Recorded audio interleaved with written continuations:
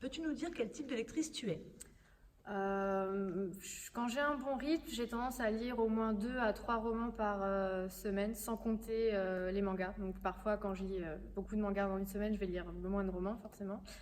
Mais après, au niveau des romans, je lis de tout, essentiellement de la fantasy, des policiers.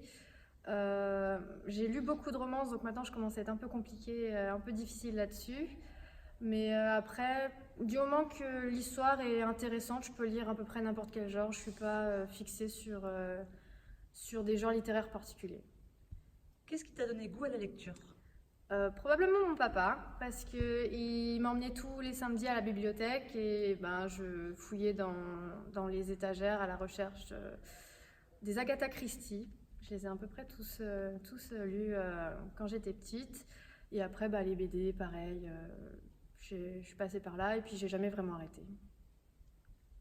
Et qu'est-ce qui t'a poussé à créer un blog littéraire?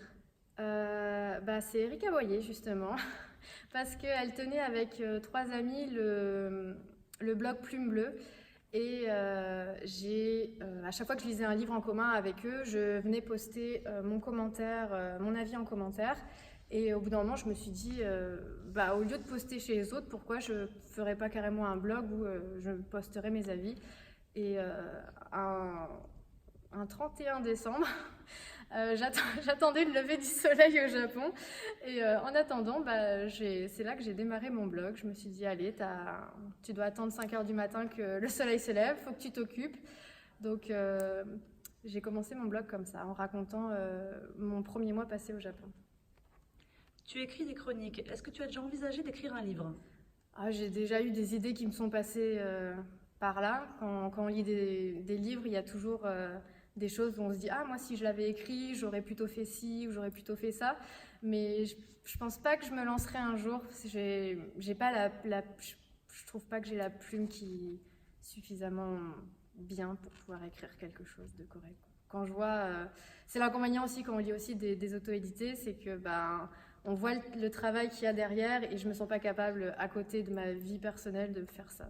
C'est énormément de travail. L'auto-édition, justement. Tu en penses quoi en tant que lectrice? Euh, Bah, pour moi, je fais pas vraiment de distinction entre un livre auto-édité ou une maison d'édition parce que euh, on peut trouver des navets en maison d'édition et des perles en auto-édition. Enfin, on trouve de tout partout. Et par contre, en auto-édition, je trouve qu'il y a souvent plus d'originalité. Les auteurs, vu qu'il n'y a pas de restrictions par rapport à la maison d'édition, on trouve beaucoup plus de variété, euh, beaucoup plus de sujets qui ne sont pas forcément exploités en temps normal. Donc je trouve ça plus intéressant, c'est plus enrichissant. Quels sont tes livres auto-édités préférés? Sous le même ciel, c'est c'est le premier qui me vient en tête à chaque fois, de Erika Boyer du coup, et aussi L'éveil de Ileana Métivier, si je ne dis pas de bêtises, qui est là, c'est un gros pavé de 500 pages, donc quand on me l'avait proposé, ça m'avait un peu fait peur.